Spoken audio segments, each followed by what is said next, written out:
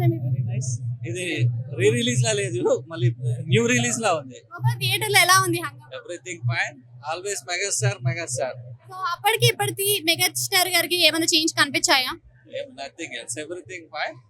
Many more happy returns of the megastar. అయితే ఈ మూవీలో మీకు బాగా కనెక్ట్ అయిన సీన్ ఏంటి? Every scene will be connected.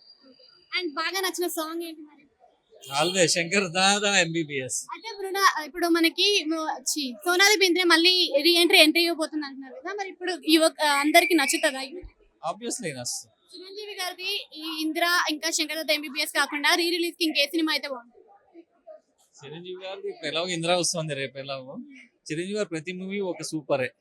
Any movie there is no అంటే పర్టిక్యులర్. విశ్వాంబర కూడా రాబోతుంది కదా, దానిపైన విశ్వాంబర ఇస్ ఆల్వేస్ హిట్.